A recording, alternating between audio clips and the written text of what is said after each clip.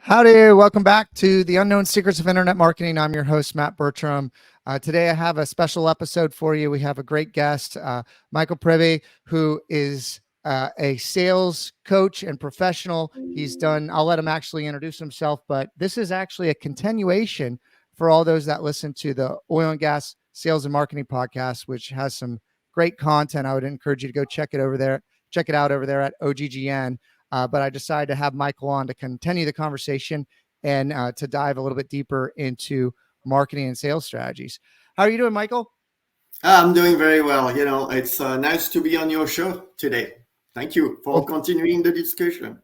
Yeah, fantastic. Why don't you just do a quick intro of yourself so just people know, if they haven't listened to the other podcasts, who you are and what you do.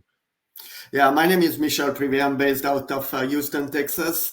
I'm a fractional VP of Sales. So basically what I'm helping clients to fix their sales issues, sales-related issues, either to build a sales organization, fix or repair a sales organizations. And I'm working very closely with big clients, small clients too. I'm helping to make as well the transition of the client from marketing to sales, to transform it into dollars.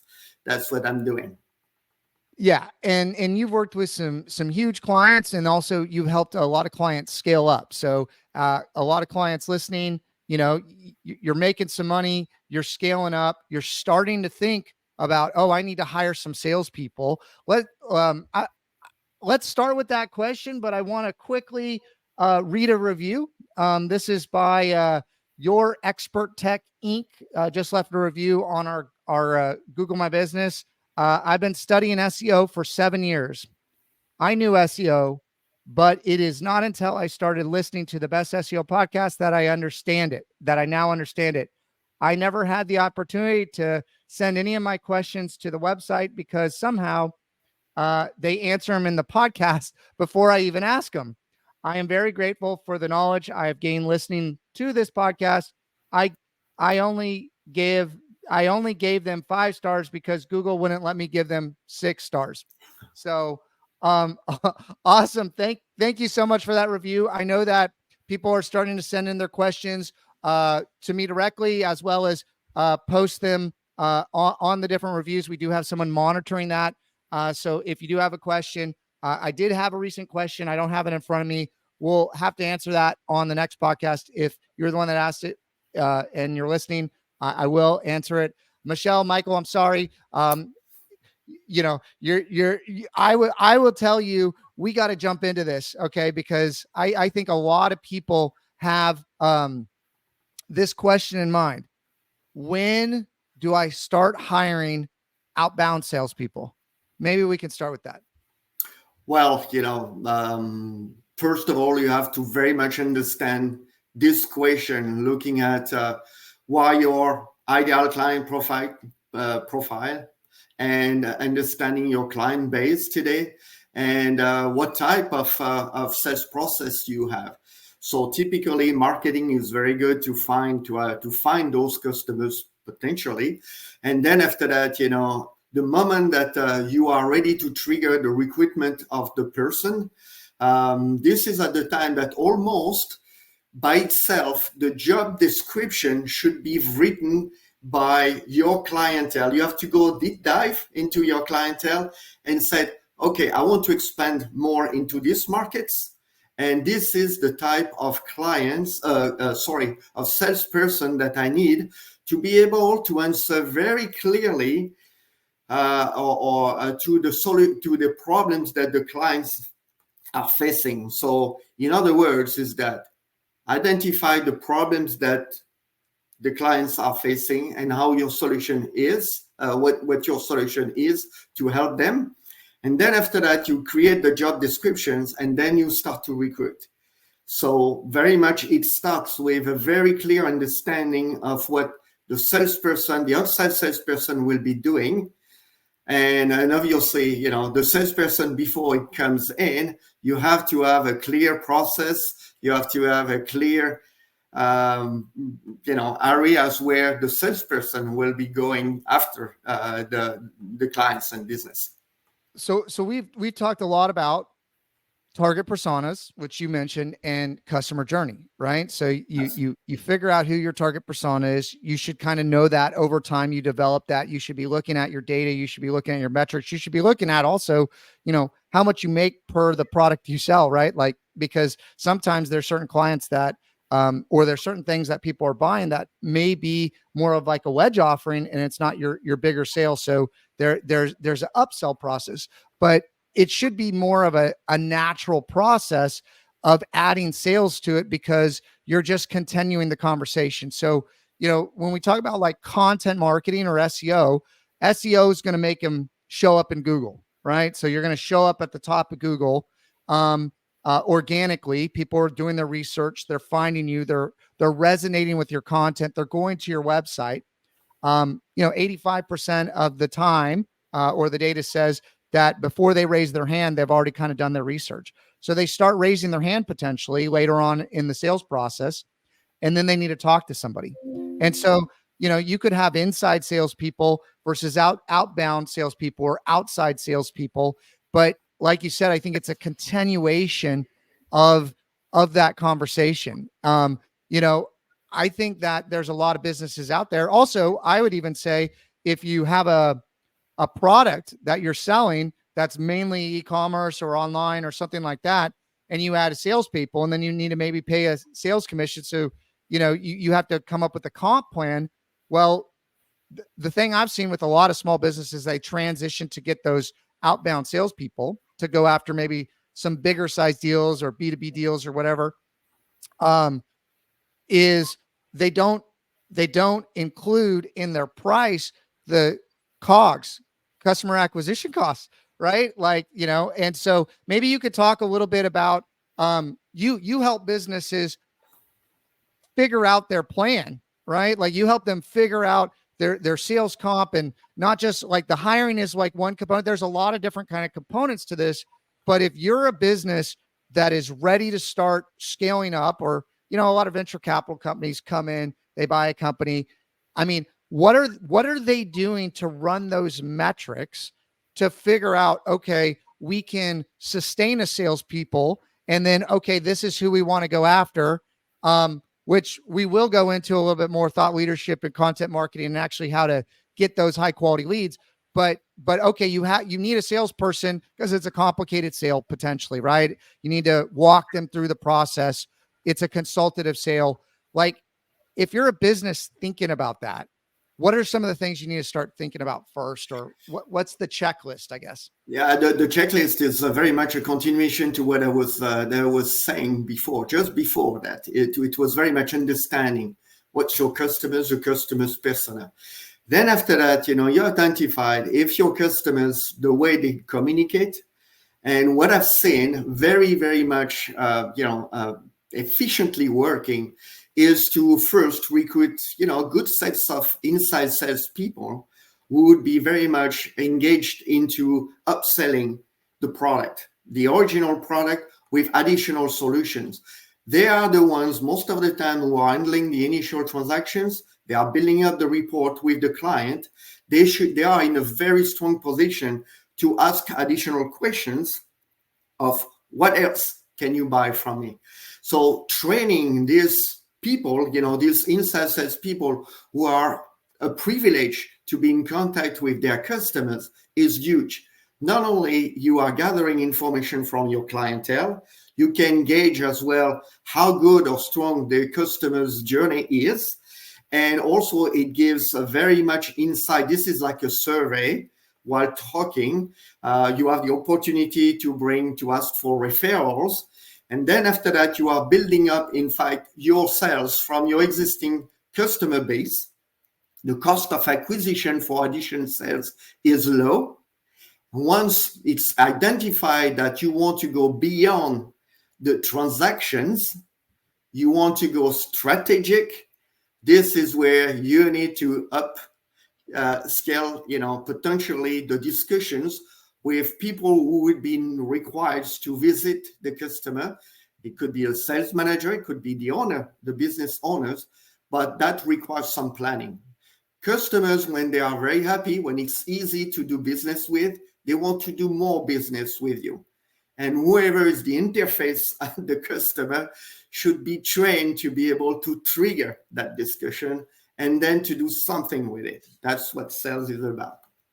No, I love that. Like having a tiered ladder process of offering more services or other opportunities. I think that's the best place to actually start selling is your existing customer base. Sometimes we run like a special or something like that for existing customers to pull demand forward or to get certain kind of actions, which, you know, spiffs and stuff like that from the sales side of things are to get to direct behavior, right? You're trying to direct behavior. But one of the things that you mentioned, and we really haven't talked a lot on this podcast, and maybe you could go into a little bit more detail about it, because I think it's highly important when you're trying to decide that next step in the business is market research.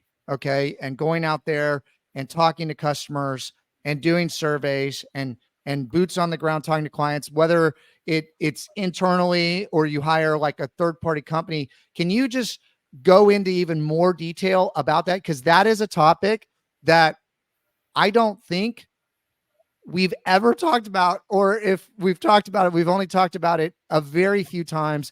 And that this is in 600 something podcasts, right? Because we're mainly focused on marketing. So right now, this conversation, this is a pivotal podcast for us, is we're bringing in the conversation of sales. And the funny thing is, I started on the direct sales side. So I did phone call sales. I did in-person direct selling, not like door knocking, like in the pharmaceutical medical device industry. So a lot of the experience that I took kind of came back into marketing, and it's like, hey, I can take this sales process that I'm doing over and over and again to try to find this ideal client, walk them through the process, and then I can do it in mass with marketing. It helped give me a great baseline for that. Well, a lot of people are on the marketing side and they're now moving to the sales side. And I think that there's probably a gap between them and the customer if they haven't had salespeople, or it's been the owner interacting, or they have a small internal team where they might not know all the information. Because I've seen this with a lot of businesses. They think they know who their target customer is, but it may have shifted over time, right? The market had changed, or they're adding new products, and it might be a different target persona, or you're trying to brand to go after a different market. And one of the big areas where you're just guessing with marketing, unless you have data, and that's the great advantage of digital marketing, is you can iterate and you get that data. But let's talk about like a true kind of market research plan. What would that maybe look like if they did it internally, or if they're hiring a company to do that? Like, what would that entail? Well, it would start with once again, I'm coming back with the ideal client profile.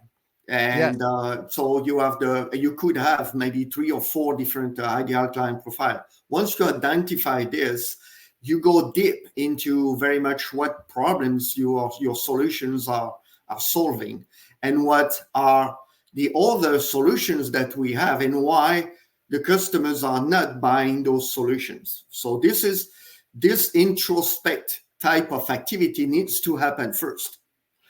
Once you understand this, you can go back to your current customers to start testing your survey, the survey to the market. So you test it, and eventually by testing it, you will find some additional sales, but you will also test that the validity of what you are doing. So once you get a good plan, you know the gear to go to fish, you know what to fish, you know how to fish. Then after that, you can go at larger scale. You can buy database, in marketing, database is key.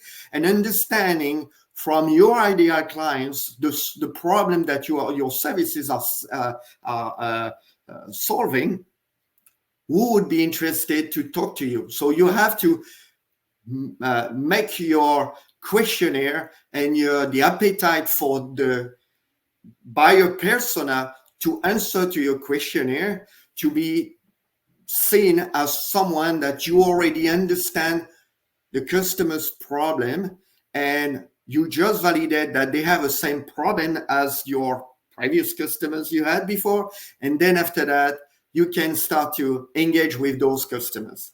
And there's a good way, because one of the things that what post-COVID or COVID did is that we got so far away from our clients, so far away that we don't know them well either anymore.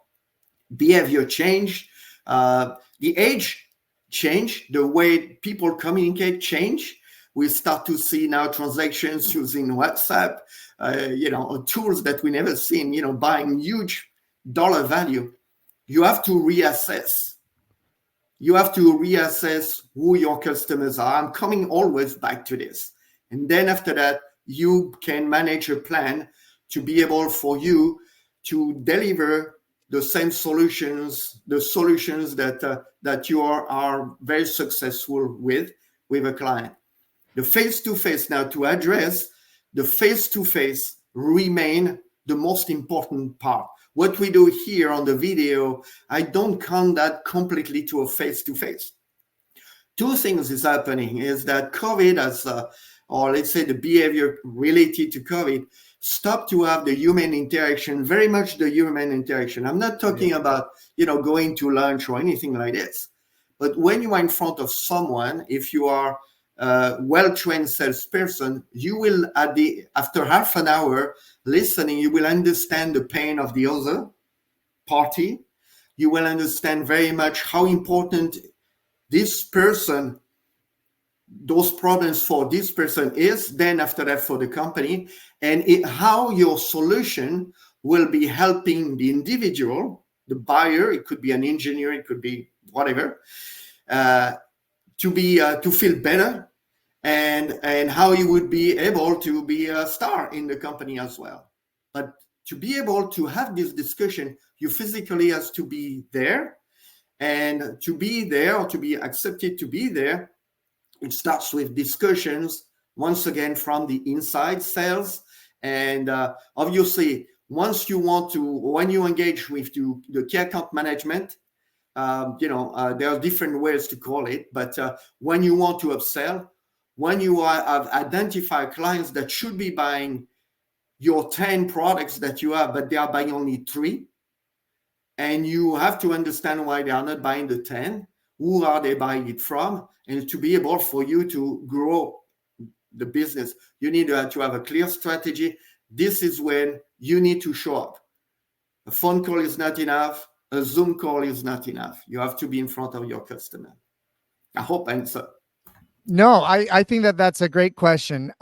Here's what I had a lot of thoughts rolling around my head. And let me try to kind of catch up the conversation. And I think this is a great jumping off point to talk about how selling and social selling has kind of changed. I would say you and our last podcast was in person. You're right. And it's different. And there's been, years now that have gone by where people haven't seen clients, where everything was done face to face. So you've absolutely lost touch with customers. And, that's so critical today. You need to take those steps to go re-engage with customers, have those conversations. You're right, face to face, and even things that happen on WhatsApp. You were telling me about a huge buy that happened in WhatsApp, and I think that might be generational as people are taking over. They're more comfortable with some of these platforms. But if you're sending a quick message or text or something like that, you're not going to get all the context, right? And things could be miscommunicated. So I do think that social selling is important. But what I would tell you is I'm working with a client now, a bigger client, and I don't think they have a marketing issue. Okay. And I think it's like a product strategy issue. I think it's a channel issue with their partners and the channel selling that they're doing. I think they need to figure out their their messaging for this new product that they're launching a little bit better, because, like, you can market it on LinkedIn and you can get people to raise their hand. But if it's a complex sale, you got to make sure that target persona is right. You got to make sure that the message is right. You got to understand what is the problem that you're actually solving, that you want to amplify and market. And so, a lot of this strategy work people skip over and they move straight to the execution. Like, hey, I got to get marketing immediately. But, it's kind of the analogy of measure twice, cut once. I really like that. Is you can spend so much money on social channels, LinkedIn, what have you, very, very quickly. Okay. And then realize you have nothing to show for it. I think Google's very saturated as well. We've started to look at some other strategy. I think they're spreading the value around too much. I mean, when things were used to be a couple cents a click, they're, tens of hundreds of dollars per click. It depends on the industry, right? But I think I would love to hear your interpretation. We didn't go deep down this route, okay? Where maybe like starting to talk about account-based selling, but to warm up cold contacts from a social selling standpoint, I'm seeing that happen on the rise, right? Because you can use social media to get to know somebody, to engage somebody, to decide, hey, I might be interested in hearing more and I want to take that next step, right? And you can use social media, and Twitter, I think, is actually fantastic. LinkedIn's fantastic to communicate directly with potential buyers that you might not have been able to see before if you weren't at a conference or they weren't speaking, because they're, like, I remember the times, okay, Michael, where we would call in to a company and we would have a directory and you would push one number up and one number down, okay, and try to figure out who was at what desk, okay? And then you would have to map it out. Like, so sales today, you're through all that so much faster. The sales cycle sped up. You can connect with the right people, but if you're not messaging the right information, it's not going to work. So you need to do that research on the front end. I think, we've covered that. Let's move on to maybe social selling and how marketing and sales could engage. Now that you know who the target persona is, you know kind of what your messaging, how they're going to buy it. Like, okay, how do you view marketing, sales, and maybe like the combination of like social selling or even appointment setting? Well, it's we are, one of the great things is that that was brought up for the last 4 or 5 years is tools. We have access to many tools to be able to have an appointment, to have an appointment taken. Now, the hard work starts. To me, that's the way I see it. Before it was to get the appointment, you have to be ready to have an intelligent discussion with the buyer, whoever the buyer is. In other words, you have to be ready before the call, understanding exactly what the company does, what this person do. So it requires some work. We are bombarded by emails every day from marketing. You can see this is the machine sending it to you. Once you prepare, you have an appointment, even when at the time of building up the agenda, proposing an agenda, I've seen that this disappeared. People are not building up an agenda anymore. This is the first communication. You propose an agenda to a meeting, and you have the opportunity for the customer to modify the agenda. And you have to be ready that at the time of the call, the agenda will be changed. So to get onto your point, is that once you engage with, you have now the audience in front of you, you have to be sure, or you have to be ready to present the best lure to the customer. So the best lure is that the reason why I contacted you is because I'm working with similar companies. They are facing this type of problems. And it's we fix these issues this way and this way, and we have been very successful. And because customer satisfaction is close to our heart, we would like to have a discussion with you to see if we can help you as well. Something in those lines, that would be resonate with the customer. Obviously, if you sell to B2B and into niche markets, like maybe potentially your customers launching a product that it's a launch of a product, they might have they first validated that the product that they are about to launch is needed by every customers that they try to market to, or is it very limited to a certain niche of product or of customers that would be not need the solution that is provided. So So the things I heard, okay, that I think is really, really critical that I want to reiterate for the audience is, well, if you're selling something, people want to know what your approach is, right? Like, or if you're solving a problem, if you're selling a service or something like that, like, what is your approach? You're trying to get them to buy into your approach and how you do things or what this product does, because they're typically trying to solve a need in some capacity. Even B2C, they're trying to solve a need. Like if you're selling a beauty care line, right? Like there's a need that they're trying to solve, and you have to articulate that. And well, what is the approach? Like maybe it's like, these ingredients that are not harsh chemicals, or it's all natural, or whatever it is of like who you are and what your approach is. You're trying to get them to resonate with that. There's also that transfer of enthusiasm, which we haven't got actually into actual selling yet, but I like the agenda. Okay. And I want everybody to know, like, you're bombarding people through automation, which I don't actually recommend. I think really target approach where you do the research, the people, like if they're going through a merger acquisition, right? Having that list, knowing that they're dealing with the problem, and sending a very targeted message in to the right people that might be dealing with something like that is far more effective than just spamming it out there. And to your point, the customers, like if all the customers don't need that product and you're mass marketing like a toaster to everybody, right? Not like, and I'm trying to use an analogy of something that is very specific to cooking. It's not like a toaster that everybody needs. So you can't mass market it.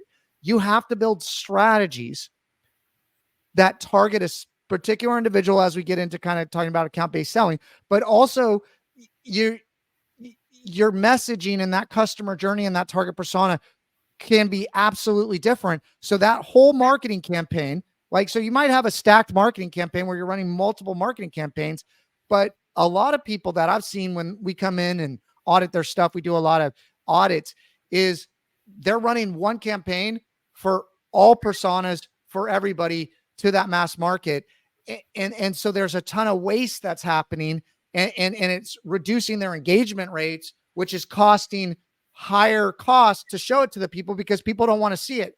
I mean, that's something that I think everybody needs to know is these platforms and these algorithms, if you show something to somebody that engages with it, they want it, they take some kind of action, you have a clear call to action, your cost per click, if you're doing, PPC, it goes down. Okay. So all these platforms are trying to match people up. They're trying to help you match people up and do that. Right. But I think having that agenda, someone's like, you don't want to just wing it when you get into a call. You want to say, hey, here's what we want to talk about. If this is your problem, I would tell you a lot of people at least look at, like, I'm talking 3 seconds per email, 3 seconds per post or whatever. A lot of people are seeing what you're doing if you're sending out these messages. And if it's not relevant to them and you're like just spamming them, it hurts your brand. Okay. That's what I can tell you. People are auto like sending me stuff, and it's like auto messages, and it's not even relevant to what I do. And I recognize, like, who is this? Who is this company? And then I'm like, not good. Right. But if someone is sending me a very targeted message, they're speaking to me, they're telling me what's going on, and then maybe they say, hey, I want to talk to you about these things. I can tell you if I'm dealing with that specific issue, it's going to catch my attention. It's going to resonate to me. And guess what? I'm going to set up an appointment to see if I like what it is they're selling, what it is that does it solve for me, what is their approach. So I'm trying to discover more.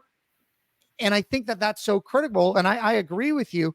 I think that agenda, I have not seen an agenda be thrown my way in any kind of conversation or even kind of any kind of follow-up when people are marketing to me. When we market to people, the back and forth is really like we're going down point by point, and it's somewhat arduous, but they're trying to figure out, assess, because there's big dollars at stake here of, do we like this people's approach? What is the expectation of what we're going to get? What is the ROI going to be? Because you're spending big dollars, right? I mean, how is that with sales? Like, I mean, if you're going to invest in a sales team, I mean, tell me what you would say. Well, on average, okay, if you're let's say you're a $10 million, $20 million business, maybe you're a 5 million and you're growing really quickly and you're like, I need salespeople.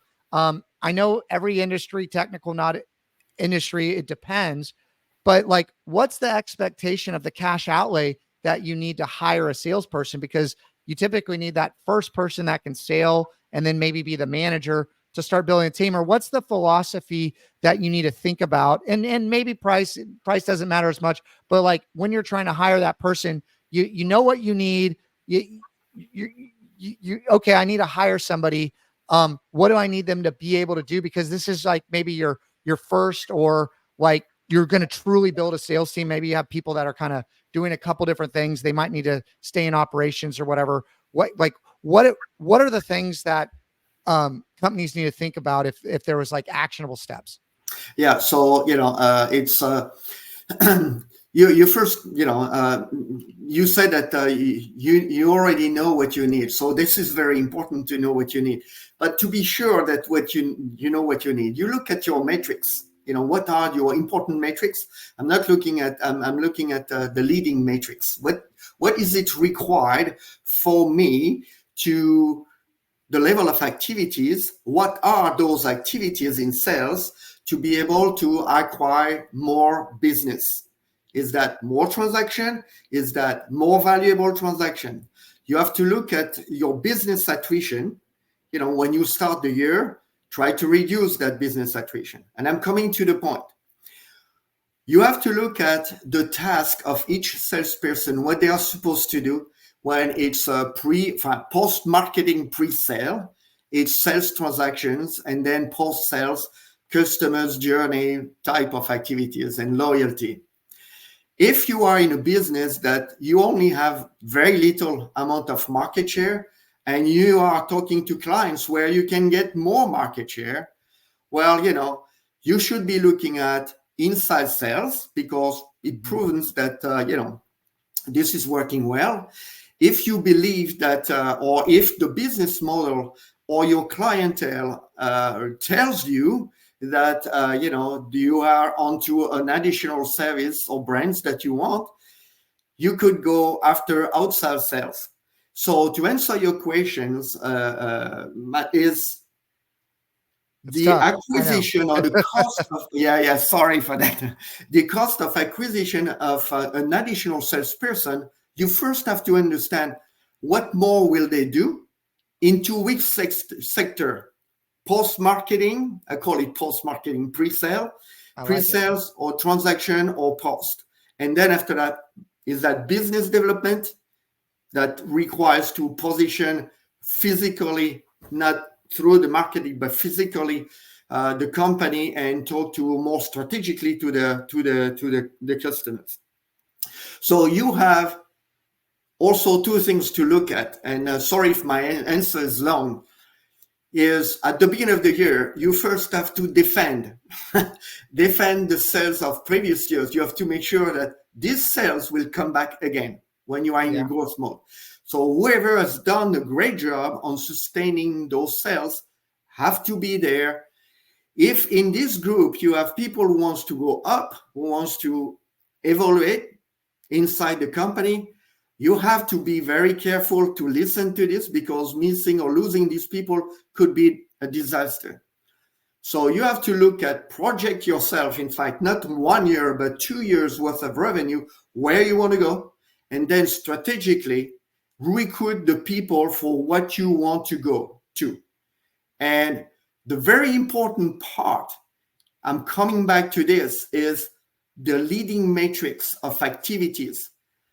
Am I doing the right activities that will be leading to more customers' sales, to increase the value of the transactions, to increase the quantity of transactions, the measurables, and are each one of my salespeople the same? So obviously, using a CRM will be very much of help.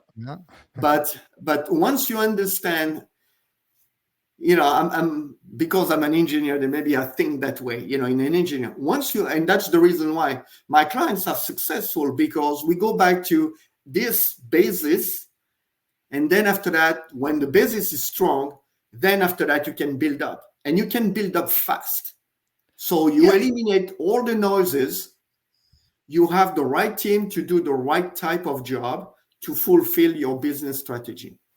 No, I really, the thing that resonated me on the last podcast, like it resonated with me personally, was a lot of times people think that the marketing function, the sales function, maybe the delivery function, accounting function, whatever, they're all different functions and they operate within silos.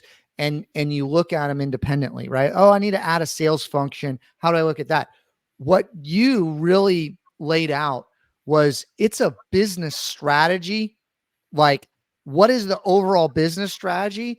And incorporating sales into that's going to impact everything. It's going to impact, well, can you handle the demand, right? Like if you get salespeople, because I've seen that a lot. I've seen that a lot with marketing, like scale it up, get them too many leads. They can't deliver more, right? And so it's more of a business planning, business strategy of like, okay, we're going to take this business to this place in the next 2 years. What are all the things we're going to need? And then how does sales impact that in that way? So I think that that's a great place to kind of transition. I want to spend like the last 10 minutes here talking specifically about sales and marketing. So most of the people listening here are very, very strong on the sales side. Maybe it's e-commerce, maybe it's web development. We want this website to sell, right? And and you can add email automation, marketing automation. You can add SEO, you can add paid ads. You're driving everything to a website to convert. And that's why e-commerce, you can track everything. It makes a lot of sense. But there's a lot of businesses that leverage digital marketing to sell a service or B2B or account-based selling or some of these type of things where you do need the sales function. It's not all marketing. Now, I personally believe if you understand sales, marketing is just the sales conversation online, right? And the better you can get at that, the further you can get people down the funnel. But there's absolutely different touch points that people have to convert, right? And if you look at the conversion funnels of a lot of clients, I mean, they're going back to the website, I don't know, 30 times sometimes, right? They're going offline. They're looking at social media. There's something called dark social. You don't see what's happening. People sharing emails, people doing all kinds of stuff. Like, you don't know what that touch point is, customer journey, offline does. But adding sales to it changes it. Maybe if you think of it as a 2D marketing, let's just use that analogy, to 3D with that sales interaction, that human interaction, getting involved in that. And I think that it opens up a lot of different possibilities, right? And so I wanted to go through with you just kind of top of mind. It doesn't have to, I mean, I'm just going to turn it over to you, but I want to hear from you all the ways of how you see marketing and sales fitting together, maybe even give us some examples of that. And then after that, in about 10 minutes, I really want you to talk a little bit more about your business and how people can get tact with you. Because again, this conversation I think is super valuable. I think our last podcast, the marketing and sales podcast on OGGN, super valuable.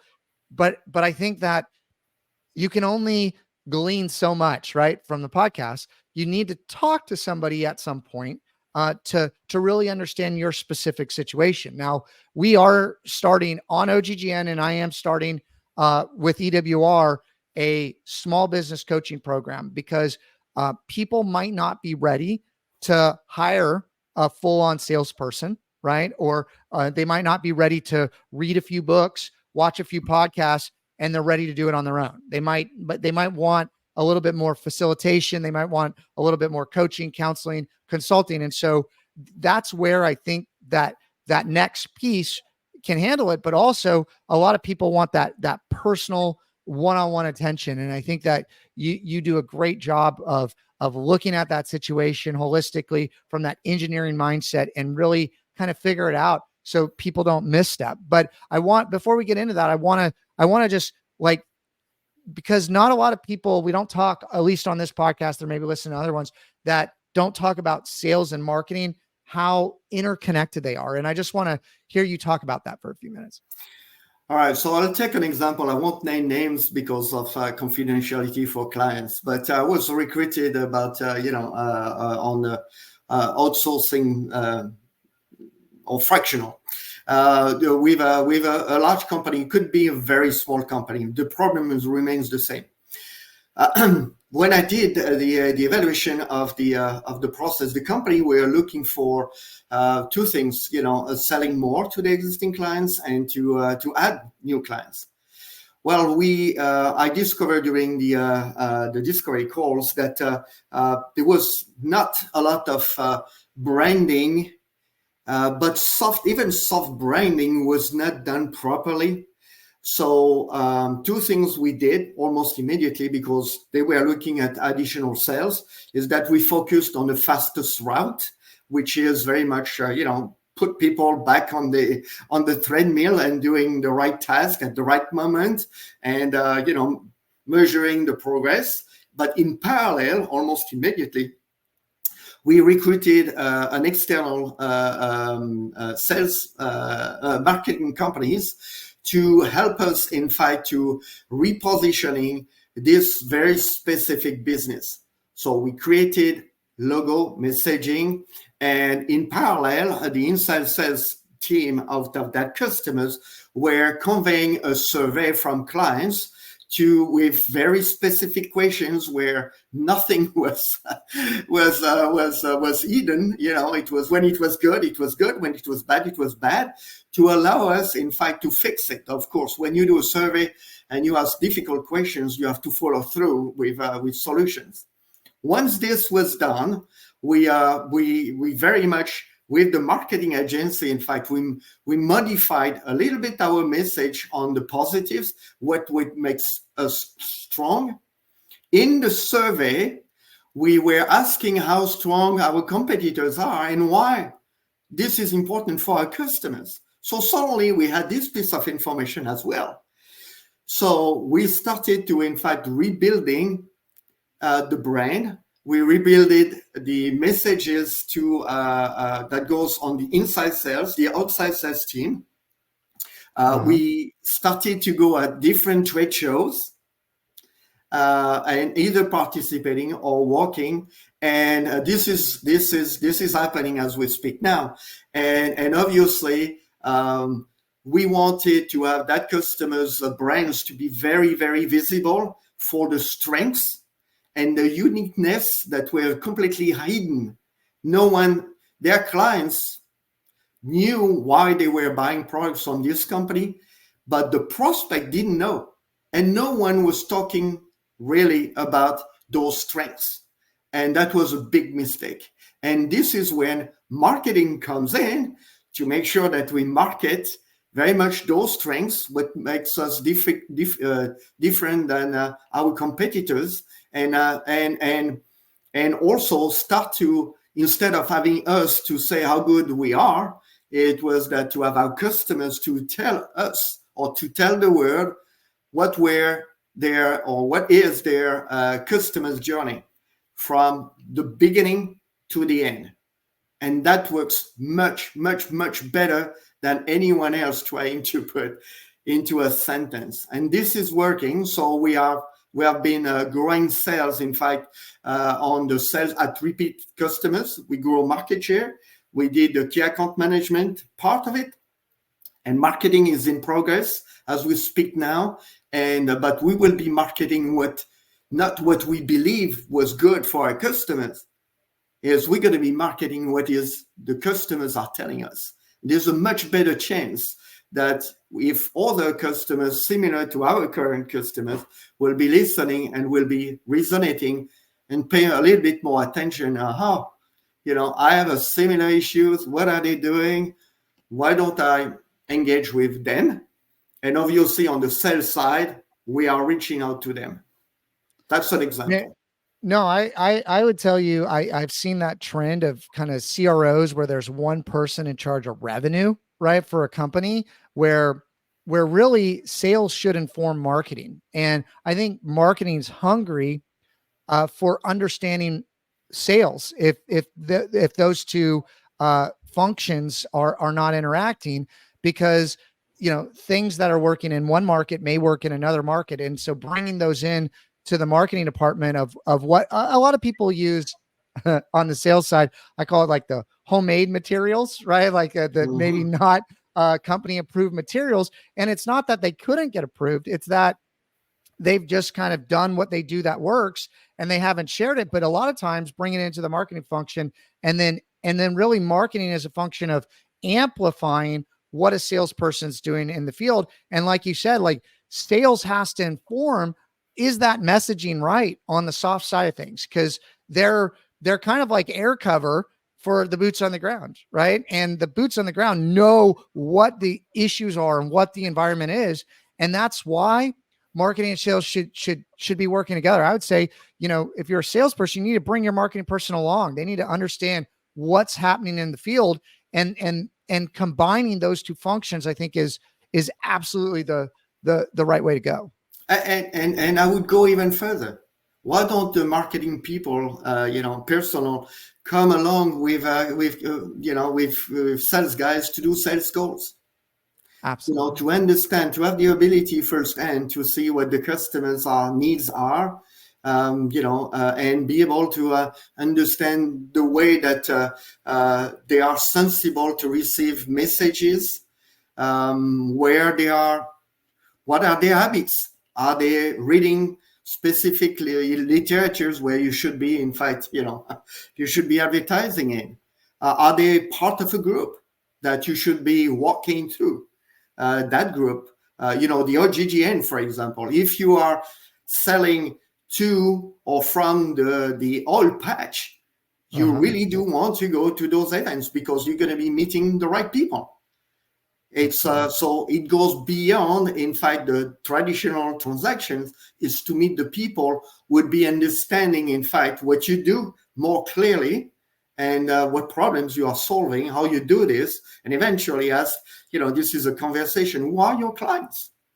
And there's a good chance it will resonate with them as well. So, market, what I've seen with SEO's company, and I could get, black eye doing this or just saying this, is that when you try to sell your service, you have to, it's like in everything in sales, you have to be sure that you listen carefully to your clients, what they exactly need, when they need it, for a very specific purpose. It's if you try to push it, push, and suddenly those companies, sometimes for a website, it's going to cost a 5-figure. It could go to 6 figures or more. Before committing to 6 figures or more, they need to trust you. They need to see the value of what you are bringing. What I've seen is not only with SEOs guys as well, it's also with others, is that you try to go after the whole elephant and you still not have tasted, the one of the leg. And the customers will not be committing big dollars without trusting you. And this is a journey, and that's part of your strategic journey to have your pipeline to have of customers, which are different pieces in your journey to be able to get this 6 figures or 7 figures large contract and build up your brand. So that's maybe my black eye. Yeah, no, absolutely. No, I think we've created some great content. I really like the conversation. I think we should continue it. I think we've opened up a few things that we could go down some more trails, rabbit holes, if you will. I think you could be a great guest in the mastermind program that we're developing. We definitely have to have you on again. Michel, how do people get in touch with you right now if they really like what they hear and they want to continue the conversation with you directly? Yeah, so the best way to reach out to me is LinkedIn. I pay very much attention on LinkedIn, and so that's the best way to reach out to me. Well, fantastic. I will put a link to your LinkedIn profile in the show notes. And thank you again for your time and sharing some of your wisdom. Thank you for the discussion, Matt. This is exciting. I like those discussions because they are very valuable. And, COVID made it such a way that sales started to disappear, marketing taking over. And it shouldn't be that way. It should be both. It should be both together to go and market the product, because that's what you want. You don't want to market the product. You want the revenue from the market of the product. And that's where sales comes in. I like those. Absolutely.